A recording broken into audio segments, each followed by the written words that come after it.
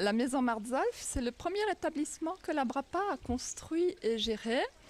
Et elle doit son nom au docteur Martzolf, que les habitants du secteur connaissent bien. La maison Martzolf est composée d'une résidence, c'est-à-dire il y a 25 studios, les gens sont locataires et ce sont des studios qui sont équipés de systèmes de sécurité reliés à la maison de retraite. Mais il y a aussi la maison de retraite qui permet d'accueillir 50 personnes pour lesquelles il y a une prise en charge globale pour tous les gestes de la vie quotidienne que les personnes ne peuvent plus réaliser elles-mêmes. L'ensemble du personnel représente 34 personnes et ces 34 personnes travaillent autour d'un projet d'établissement. Lesquels maîtres mots de ce projet sont maintien d'autonomie et ouverture de l'établissement vers l'extérieur pour permettre ou favoriser le maintien du lien social. La participation générale des personnes âgées pour les animations est très importante. Il y a même des personnes qui sont par exemple un peu moins valides, qui ont quand même plaisir à participer aux animations et qui trouvent vraiment leur bonheur et leur compte. La gymnastique, on l'a fait le lundi matin et le vendredi matin. Chacun participe à son niveau, chacun apporte un peu sa pierre à l'édifice. Bien sûr, c'est la gymnastique douce, sans aucune prétention, mais c'est la gymnastique qui nous permet de rester en forme, de travailler les mains, les doigts, les jambes, la synchronisation, et ainsi de suite. Donc c'est un moment important pour nos personnes âgées de la maison Martzolf. La chorale, c'est aussi un moment très sympathique et très fort, parce que les gens ils ont plaisir à chanter des chants qu'ils chantaient autrefois. Ça leur rappelle des souvenirs extraordinaires, comme des réunions de famille. Ce sont des chants qui sont également très très variés, à la fois français, allemand et alsacien. Il y a un chant on en est très fiers, c'est le chant des retraités. À la retraite, à la retraite, on est si bien, nous les anciens, on a toujours le cœur en fête, on est si bien, nous les anciens, à la retraite.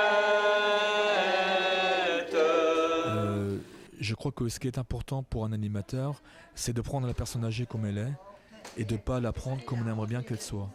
Et lorsqu'on a compris ça, on aura tout compris et tout se passera bien.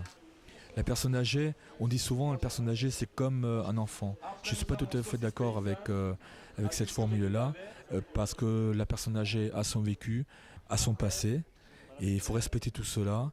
La maison de retraite, ce n'est pas un hôpital, au contraire c'est un lieu de vie, c'est un endroit où les personnes âgées s'amusent, où les personnes âgées rigolent encore. C'est vrai qu'il faut qu'on développe encore ce chez-soi dans un chez-nous. Il faut que tout le monde se sente à l'aise, il faut que tout le monde soit heureux et en profite du lieu de vie, de la qualité de vie. Je dirais que travailler dans une maison de retraite, c'est très enrichissant pour moi personnellement. C'est apprendre à connaître la personne âgée, à la respecter, à s'adapter à ses besoins, à essayer de vraiment tout faire pour rompre son isolement. Et c'est vrai qu'elle nous le rend de bien aussi. Hein, et un sourire d'une personne âgée, une parole d'une personne âgée, de partager des animations ensemble, c'est vraiment très fort.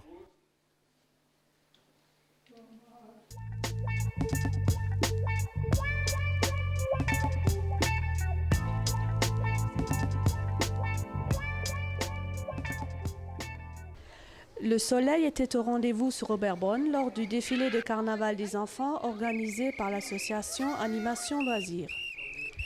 Pour la deuxième année consécutive, une quarantaine d'enfants, accompagnés de leurs parents, a ainsi traversé la ville depuis la mairie jusqu'au foyer de la musique. Un buffet et des jeux préparés par l'association les attendaient. Un dimanche animé qui sera, nous l'espérons, encore plus fréquenté dans ces prochaines éditions. Une année de plus pour la remise des trophées des champions sportifs locaux. La cérémonie, placée sous le signe de la non-violence, était parrainée par le réputé arbitre de football Robert Wurst.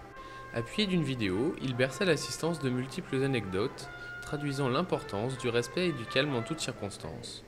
Au total, 196 coupes furent distribuées, autant pour les efforts individuels que collectifs. Se succédant sur la scène, les sportifs nourrissaient probablement l'espoir de revenir l'année suivante avec encore plus de victoires. À Reichshofen, à l'école maternelle du centre, Mardi Gras, c'est la tradition.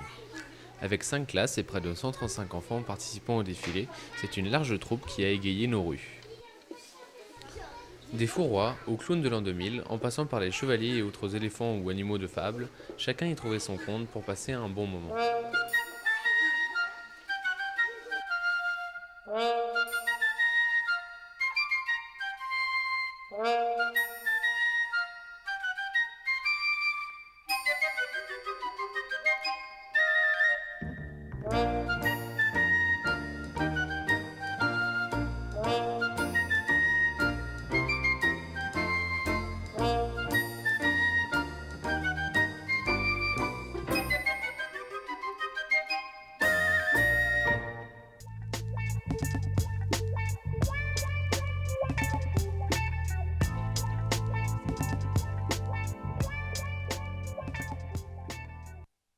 En vue de la toute proche ouverture de la pêche, l'association de pêcheurs de Gumrechtshofen s'active sur les bords de la Zinsel.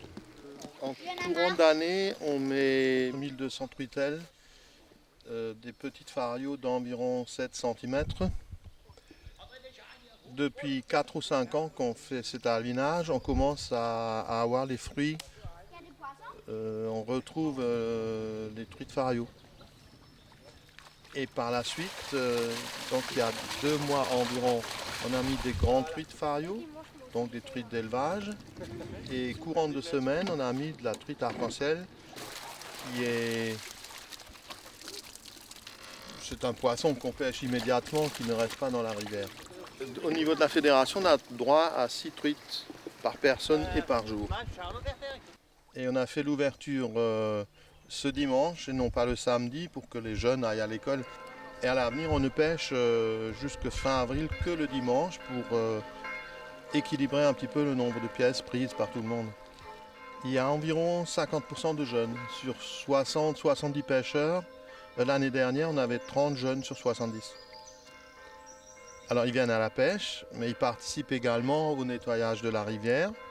Et tous les ans, on leur fait une pêche spéciale jeune où nous leur mettons 50 kg de truites dans l'étang, on les fait pêcher, on leur donne un casse-croûte, une boisson, puis ils s'amusent et ça leur donne la possibilité de pêcher plus facilement que de rester accrochés dans la rivière.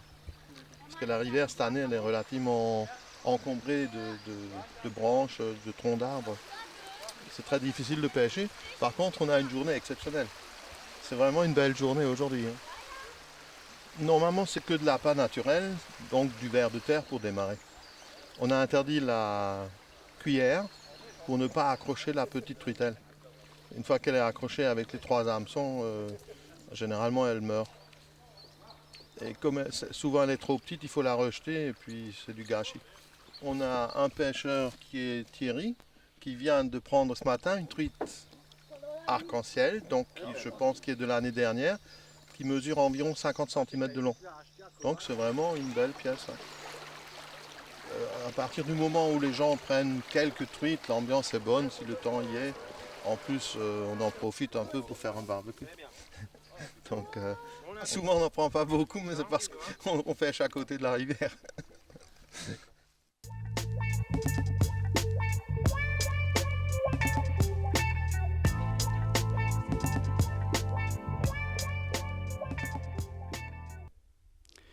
Les gens ici disent que ça remonte à la nuit des temps, mais on a, sur le Schiebeschleuer lui-même, on a un document précis qui date de l'an 1090, où le couvent de Lörsch, en Rhénanie, a flambé parce qu'un disque enflammé est tombé sur le toit. Donc ça, c'est le témoignage le plus ancien qu'on connaisse. Normalement, c'est une fête d'équinoxe, c'est-à-dire où le jour et la nuit sont pareils, et à partir de ce moment, le jour augmentera. Donc on va vers la bonne saison. Ces fêtes païennes ont toutes été récupérées par le christianisme, et il fallait greffer Pâques là-dessus. Et une fois qu'on a fixé Pâques, le dimanche de Pâques, on recule de 40 jours pour la Faust, pour le carême. Et alors on tombe sur le Schiebeschlei, c'est-à-dire la pure Fasernacht. Et la Hera Fasernacht commence 8 jours avant, parce que les Heras mangeaient de la viande le dimanche pendant le carême. Donc il fallait qu'ils prennent de l'avance, tu vois un peu. On veut chasser les mauvais esprits de l'hiver et par le feu en même temps, on croit avoir une influence sur l'année à venir. Donc on faisait des vœux en lançant le disque qui représente le soleil, et si on arrive à le placer sur une bonne trajectoire, eh bien, on va avoir prospérité dans l'année. Selon les dieux, il y a des dénominations différentes. Au Fuller, il y en avait 2, il y en avait au-dessus du Domwai, et là, on voyait les lancer depuis très loin, tandis que le Schiebepark qui est au fond de la vallée, il est moins visible de loin. Alors, on suppose peut-être, parce que ces feux ont été interdits à cause des incendies, et peut-être on l'a mis au fond de la vallée pour se cacher des yeux. Il y a aussi des lancements dans le Haut-Rhin, et puis en forêt noire, il y a pas mal d'endroits où on lance encore. Mais je dis bien, autrefois, il y avait tout le long du Piémont, il y avait des Schiebepark. Le bâton, chez nous, il est en châtaignier, mais il y en a qui prennent du noisetier. Il faut que la baguette soit flexible.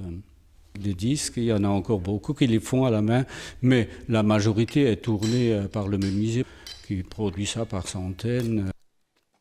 Autrefois, c'était tout à fait rituel. C'était le couple le plus jeune qui venait de se marier qui allumait le feu.